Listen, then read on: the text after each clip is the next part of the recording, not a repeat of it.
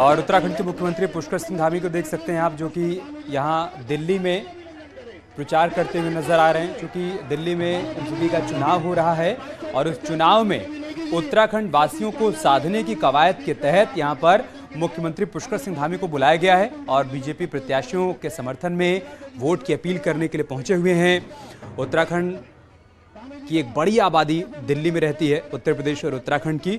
ऐसे में कोशिश की जा रही है भारतीय जनता पार्टी की तरफ से कि पहाड़ के लोगों को साधा जा सके और इसके लिए पहाड़ के मुखिया को दिल्ली बुलाया गया है। पुष्कर सिंह धामी उत्तराखंड के मुख्यमंत्री यहाँ बीजेपी प्रत्याशियों के लिए चुनाव प्रचार करते हुए नजर आ रहे हैं। एमसीडी चुनाव बीजेपी के लिए बहुत मायने रखता है। यहीं से आगामी विधानसभा चुनाव की तैयारियों को और आगे बढ़ाया जाएगा। लिहाजा बीजेपी ये चाहती है कि पूरी ताकत के साथ, पूरी मजबूती के साथ चुनाव को लड़ा जाए। और आप देख सकते हैं बीजेपी के सांसद गौतम गंभीर, पूर्व क्रिकेटर, वो भी यहाँ मुख्यमंत्री पुष्कर सिंह धामी के साथ मंच साझा करते हुए कोशिश यही है कि बीजेपी के लिए ज़्यादा से ज़्यादा माहौल बनाया जा सके, ज़्यादा से ज़्यादा सीटों पर बीजेपी के प्रत्याशी जीत पाएं, ये कोशिश की जा रही है। और इसी कोशिश में तमाम बड़े चेहरों को बुलाया जा रहा है। दिल्ली में एमसीडी चुनाव का बिगल बुक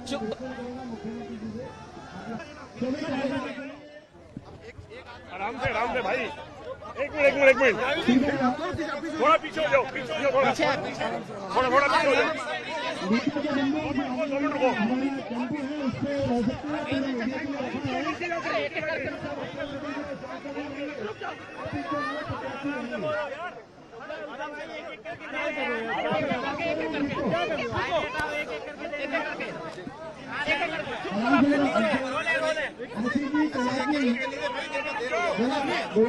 मौजूद है सर, दिल्ली में प्रचार करने पहुंचे हुए एमसीडी चुनाव में किस तरह से देख रहे हैं एमसीडी चुनाव? एमसीडी चुनाव में भारतीय जनता पार्टी को बहुत उत्साह है और लोगों ने यहाँ पर आप पार्टी की सरकार केजरीवाल का यहाँ पर झूठ देखा है। जिस प्रकार से भ्रष्टाचार फैला है, जिस प्रकार से यहाँ पर बेकारी फैली है, वो सारा दिख रहा है। दूसरी तरफ एमसीडी के लगातार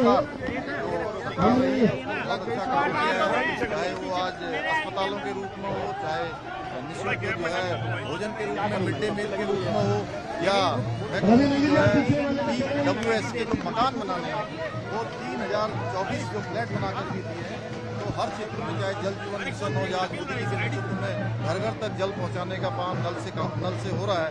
वहीं दूसरी तरफ जगह जगह ठेकों के माध्यम से दिल्ली की सरकार शराब पहुंचाने का काम कर रही है, बच्चों को बिगाड़ने का काम कर रही है। दिल्ली की जनता ये सब देख रही है कि एक तरफ भ्रष्टाचार के विरुद्ध जो कहते थे कि हम लड़ाई लड़ेंगे, भ्रष्टाचार का समापन करेंगे, वो आज दिल्ली के अंदर उनकी सरकार में भ्रष्टाचार पूरी तरह से जम चुका है। इसका जो है जो सबसे बड़े ठग हैं, सुकेश जैसे ठग जो जेल में बंद है, उनको भी ठगने का काम कर रहे हैं। तो ये उस ठग से भी बड़ी, जो कितने बड़े ठग को ठग सकते हैं, वो दिल्ली की जनता को ठगने का काम कर रही है। इसलिए दिल्ली की जनता ने इस बार तय किया है कि वो इन ठगों के चक्कर में नहीं आने वाले। फिर से यहाँ एमसीडी में भाजपा की सरकार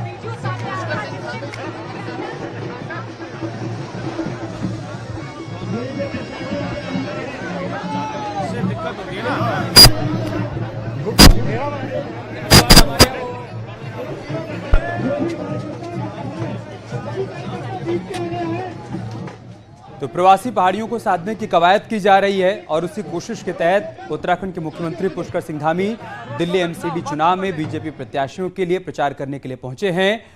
और सीधे तौर पर उन्होंने आम आदमी पार्टी को निशाने पर लिया, क्योंकि एमसीडी चुनाव में मुख्य मुकाबला बीजेपी और आम आदमी पार्टी के बीच में ही है। ऐसे में मुख्यमंत्री पुष्कर सिंह धामी का कहना कि जो कभी भ्रष्टाचार के खिलाफ आवाज बुलंद करके सत्ता पर काबिज हुए, आज उन्हीं के नेताओं पर, उन्हीं के मंत्रियों पर भ्रष्टाचार के आरोप लग रहे हैं। लिहाजा उन्हें पहचानने की जरूरत है। जो भ्रष्टाचार को खत्म करने का दावा तो करते हैं, लेकिन हकीकत में उनके अपने ही हाथ भ्रष्टाचारियों के साथ हैं, भ्रष्टाचार में लिप्त हैं। तो कुल मिलाकर बीजेपी प्रत्याशियों के पक्ष में वोट की अपील करते हुए पहाड़ के ऐसे तमाम लोग जो कि दिल्ली में आकर बसे हैं, उनको साधने की कोशिश की जा रही है। और मुख्यमंत्री पुष्कर सिंह धामी के साथ बीजेपी के सांसद गौतम गंभीर भी मौजूद थे। पटपड़गंज में सीएम धामी ने चुनाव प्रचार किया, प्रवासी पहाड़ियों से वोट की अपील की है।